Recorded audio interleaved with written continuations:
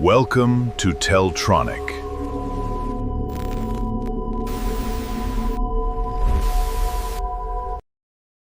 Welcome back to TellTronic.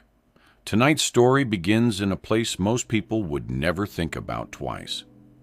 A forgotten railway line, a station abandoned decades ago, tracks left to rust beneath weeds and rain.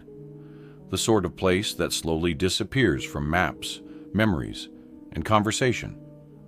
But sometimes, certain places refuse to be forgotten. And sometimes, something still arrives there, long after it should have stopped. So settle in, dim the lights, and listen closely. Because on a cold autumn night in 1987, a railway inspector named Ethan Walker was sent to investigate a train that did not exist. A train that had no schedule, no passengers on record, and no destination anyone could find. This is the story of the last train to Blackwater Station. In October of 1987, Ethan Walker received a file he almost ignored. The folder was thin.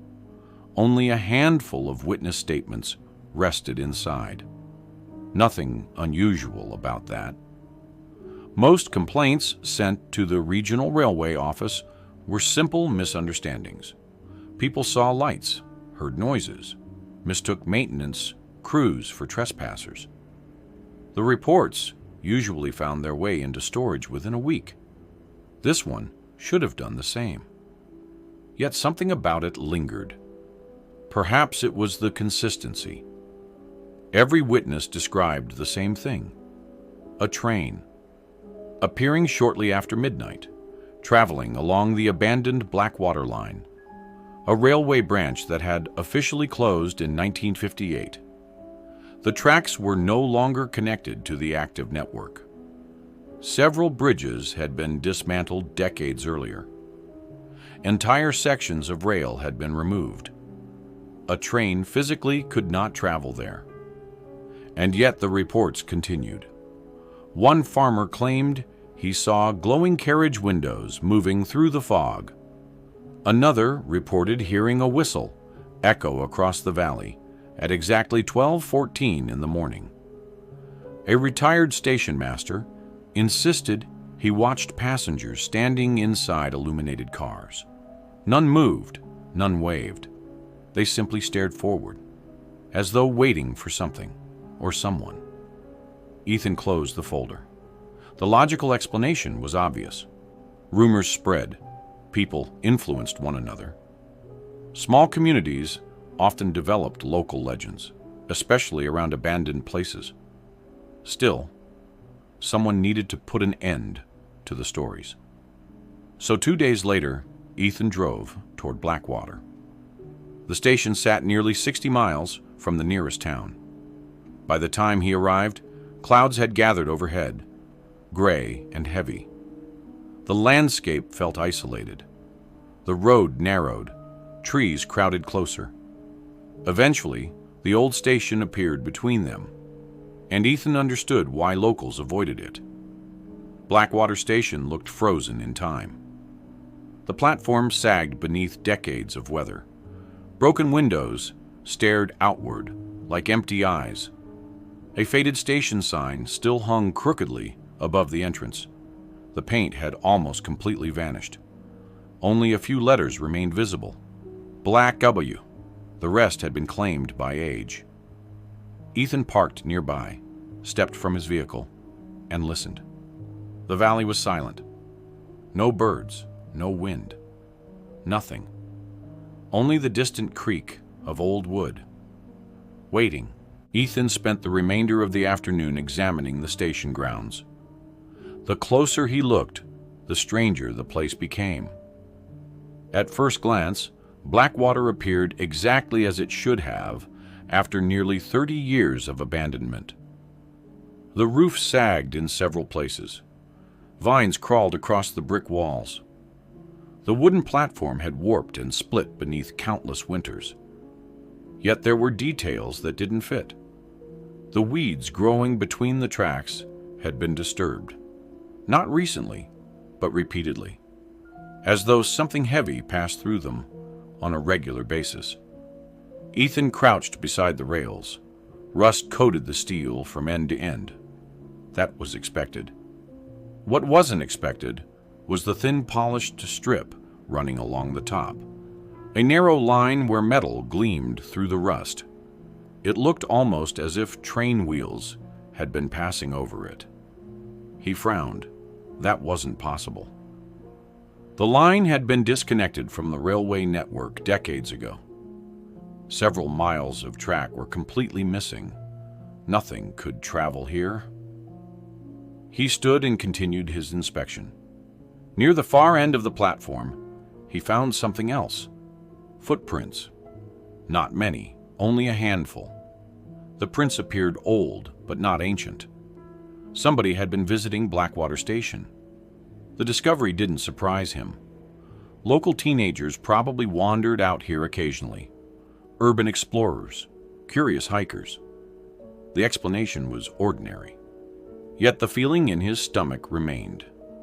A faint unease, the kind that appears before the mind has identified its source.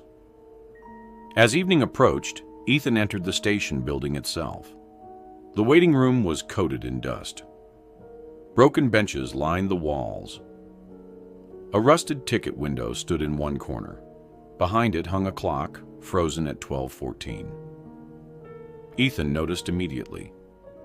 According to the witness reports, the mysterious train was often seen at exactly 12:14 in the morning.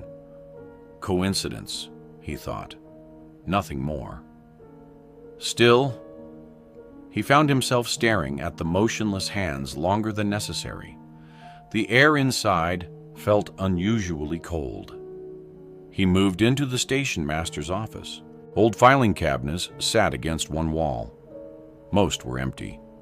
Others contained water-damaged records beyond recovery. As he searched through them, something caught his eye. A newspaper clipping, yellow with age. The date read November 3rd, 1958. The article discussed the closure of the Blackwater line, budget cuts, declining passenger numbers, rural depopulation. Nothing unusual. But attached to the clipping was a handwritten note. The ink had faded considerably. Even so, Ethan could make out the words. The last train never arrived. He read the sentence twice, then a third time. There was no signature, no explanation, only that single line. The last train never arrived. Outside, thunder rumbled somewhere far away. The room suddenly felt smaller. Ethan folded the clipping and slipped it into his coat pocket. By sunset, he had finished his inspection. Nothing he'd found proved anything supernatural.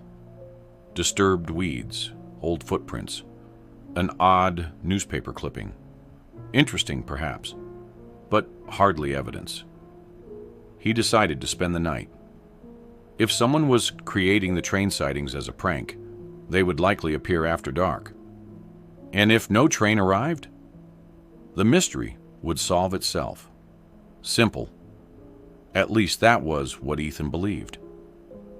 As darkness settled over the valley, he set up inside the station master's office. He brought a lantern, a thermos of coffee, a notebook, and enough patience to endure a long, uneventful night. Hours passed. The station remained silent. The darkness outside thickened until the tracks disappeared entirely. The only illumination came from Ethan's lantern and the occasional flash of distant lightning beyond the hills. At 11 o'clock, he noted his observations. Nothing. At 11:30, nothing. Midnight, still nothing. He began to feel foolish. The reports were probably nothing more than local folklore. Stories passed from one person to another until everyone believed they had seen something. He poured another cup of coffee, checked his watch. 12:10 a.m. 4 more minutes, then he would leave. Outside, fog drifted across the platform, dense, pale, almost glowing beneath the moonlight. Ethan glanced toward the frozen station clock. 12:14. The hands never moved. Yet somehow, the room felt different, quieter. The silence had become absolute. Even the distant insects had stopped. A chill ran across his shoulders. Then it came, far away, almost beyond hearing. A train whistle, long, low, mournful, echoing through the valley. Ethan froze. The sound came again, closer this time. A second whistle. His coffee cup slipped from his hand and shattered against the floor. Because there was only one direction the sound could be coming from: the abandoned tracks. The tracks that led nowhere. The tracks that no train could possibly travel. Ethan stood slowly, his pulse quickening. Outside the station windows, the fog thickened, rolling across the rails like a living thing.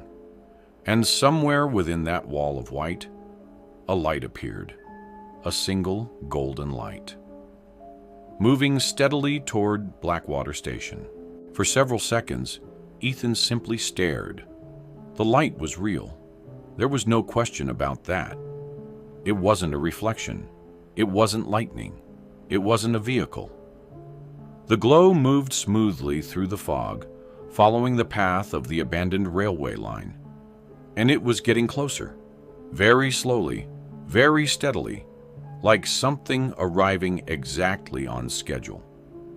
Ethan grabbed his lantern and stepped onto the platform.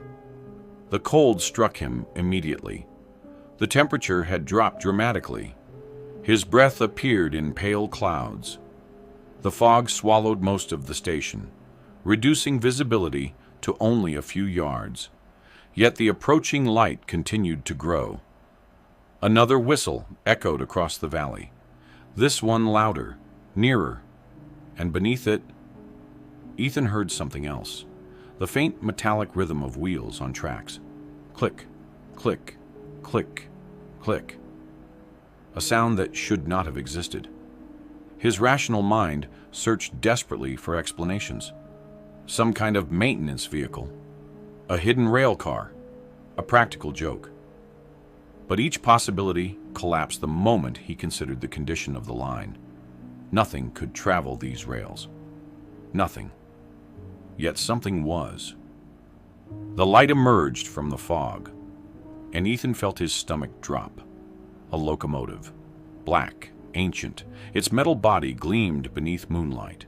Steam drifted from beneath its wheels. Golden lamps burned along its front. The engine looked decades out of date, as though it had rolled directly out of another era. Behind it followed passenger cars. Their windows glowed warmly. Amber light spilled across the platform. And inside those windows, people sat perfectly still, not talking, not moving, not reading, just sitting, facing forward, watching. The train slowed, the brakes hissed softly, the wheels screeched against rusted rails. Then, with impossible calm, the train stopped at Blackwater Station, exactly at 12:14 a.m., and every passenger turned their head toward Ethan at the same time.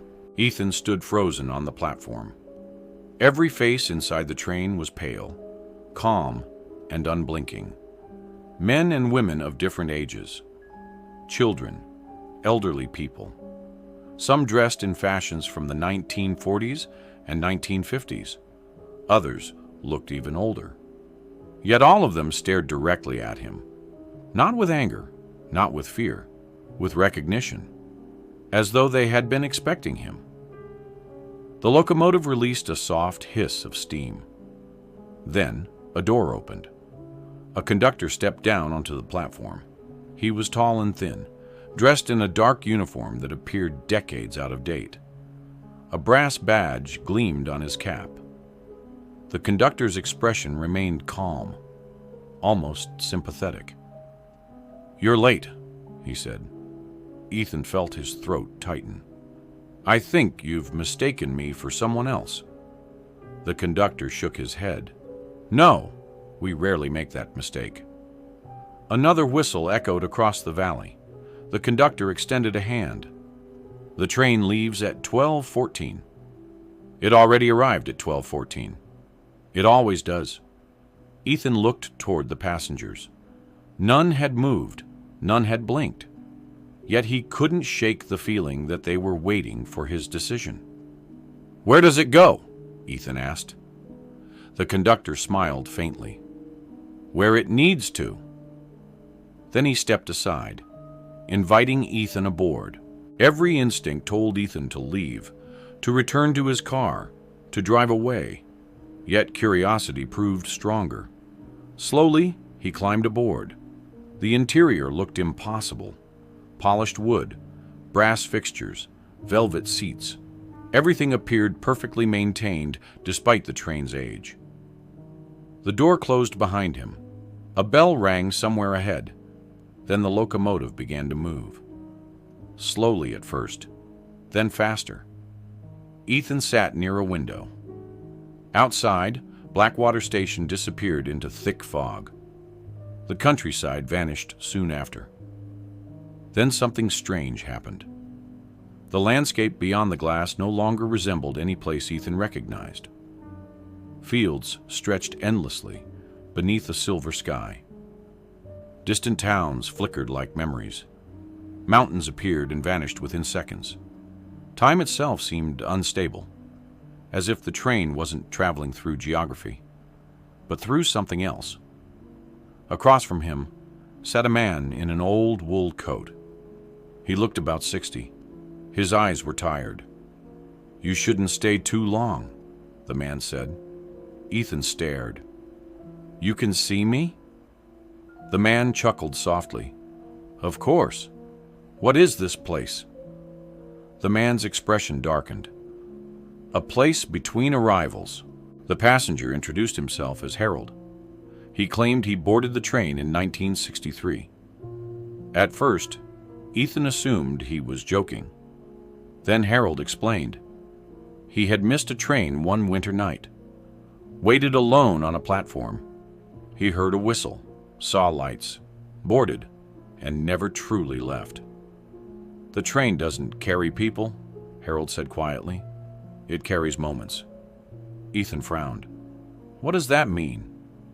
Harold looked out the window. "It finds people standing between one life and another." The words sent a chill through Ethan. The lost, the lonely, the forgotten. Harold's eyes settled on Ethan, and sometimes the curious. Outside, darkness rolled endlessly past the windows. Ethan suddenly realized something. The train wasn't stopping. There were no stations, no destinations, only movement. Endless movement. "How do you leave?" Harold hesitated, then answered. "You remember." "Remember what?" "Why you're supposed to." Unable to sit still any longer, Ethan began walking through the train.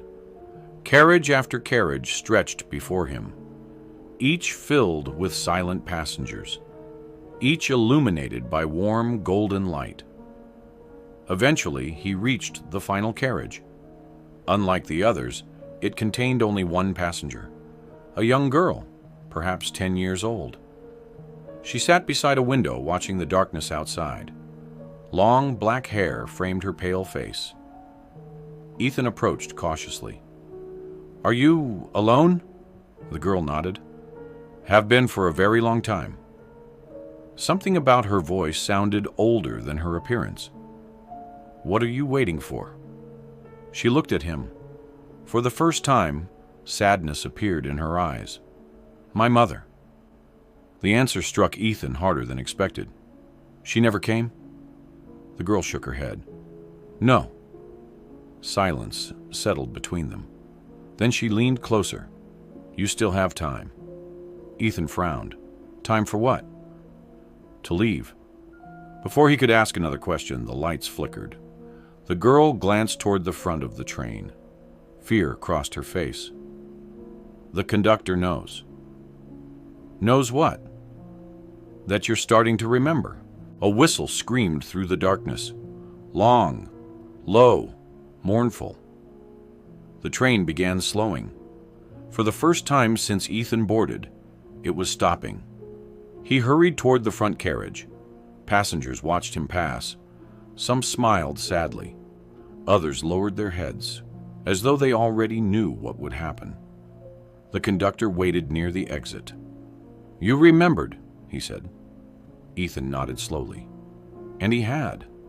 The abandoned station, the reports, the frozen clock, the note.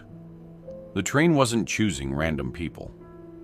It appeared to those standing at crossroads in their lives, those who had lost their direction, those who had forgotten where they belonged, and Ethan had become one of them. The conductor opened the door. Cold night air rushed inside. Beyond the steps stood Blackwater Station, exactly as he remembered it, exactly as it had been. "Go," the conductor said. Ethan stepped off the train. The moment his feet touched the platform, the whistle sounded again. The doors closed. The locomotive began moving, slowly, silently. One carriage after another disappeared into the fog. As the final car passed, Ethan looked through the last window. The young girl sat there, watching him. For the first time, she smiled. Then the train vanished. The fog swallowed everything. The station became silent once more. Ethan checked his watch. 1:47 a.m. Less than 2 hours had passed, yet it felt as though he had traveled for days. He stood alone on the platform. The tracks stretched into darkness, empty, abandoned, as they should be. Then he noticed something resting on a nearby bench. A brass train ticket, old, worn. Its destination printed in faded letters. Blackwater Station. Ethan picked it up, turned it over, and found a handwritten message on the back. "Not everyone remembers in time." A distant whistle echoed somewhere beyond the valley. Then the night became still. And Blackwater Station returned to being a place that should not exist. The end